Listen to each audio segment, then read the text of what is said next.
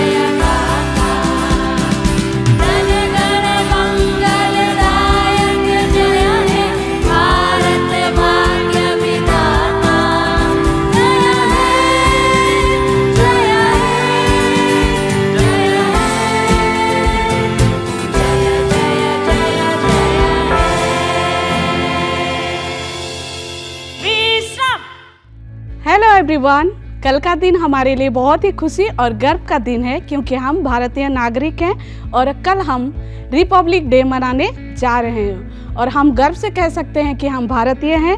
हमारे लिए संविधान दिया गया है जो संविधान की एक अच्छे नागरिक बनने के लिए दिशा निर्देश को देता है। तो आइए देखेंगे कि क्यों हम रिपब्लिक डे मनाते हैं और इसका तात्पर्य क्या है।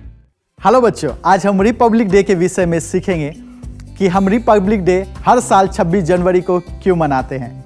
और आपने भी देखा होगा स्कूल में, कॉलेज में, दफ्तर में, ऐतिहासिक स्थल में, चौक चौराहों में 26 जनवरी को झंडा फहराया जाता है और साथ में सब मिलकर मिठाइयाँ भी खाते हैं। तो आज हम सीखेंगे रिपब्लिक डे क्या है।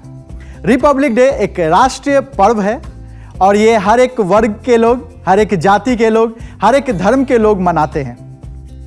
और 26 जनवरी 1950 को भारत सरकार ने अधिनियम हटाकर भारत के संविधान को लागू किया था, इसलिए हम रिपब्लिक डे कर उस दिन मनाते हैं। आज हम सीखेंगे संविधान के वास्तविकता के विषय में। भारत का संविधान ही भारत का सर्वोच्च विधान है। संविधान 26 जनवरी 1949 को बनकर तैयार हो गया, लेकिन इसे लागू करने के लिए 26 जनवरी 1950 चुना गया, इसलिए हम 26 जनवरी को रिपब्लिक डे कर मनाते हैं। भारत का संविधान किसी और देश के संविधान में सबसे लंबा लिखित संविधान है। डॉक्टर भीमराव अंबेडकर संविधान के प्रधान व निर्माणकर्ता कहा जाता है। संविधान को बनाने के लिए 299 लोग थे, जिसका अध्यक्ष डॉक्टर राजेंद्र प्रसाद थे। भारत का संविधान डॉक्टर अंबेडकर ने बनाकर भारत के प्रथम राष्ट्रपति डॉक्टर राजेंद्र प्रसाद को दिया और भारत के प्रथम प्रधानमंत्री पंडित जवाहरलाल नेहरू ने उस पर हस्ताक्षर किए। और हमारे देश का संविधान ही हमारे देश का गौरव है। संविधान की जरूरत हमारे देश में क्यों है?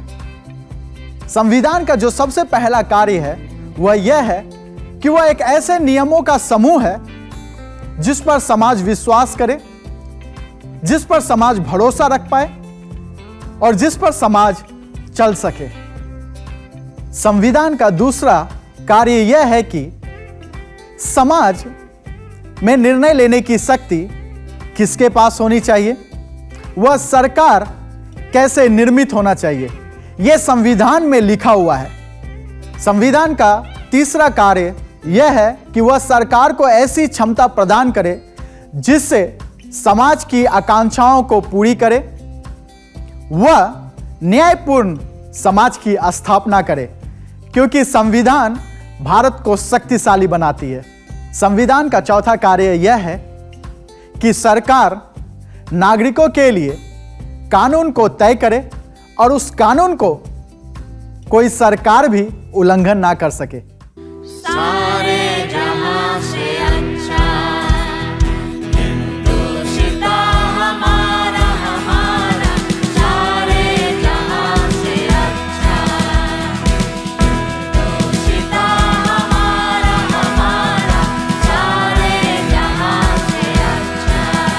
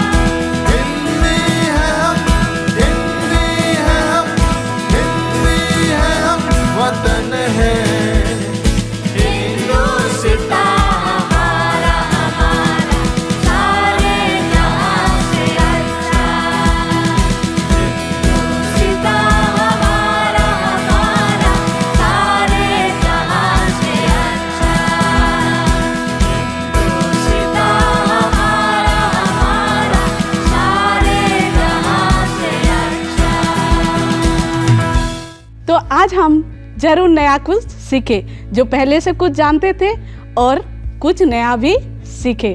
तो मैं आप सभी को उत्साहित करना चाहती हूँ कि हमें जो संविधान दिया गया है उसको हम फॉलो अप करें ताकि हम एक अच्छे नागरिक बन सके।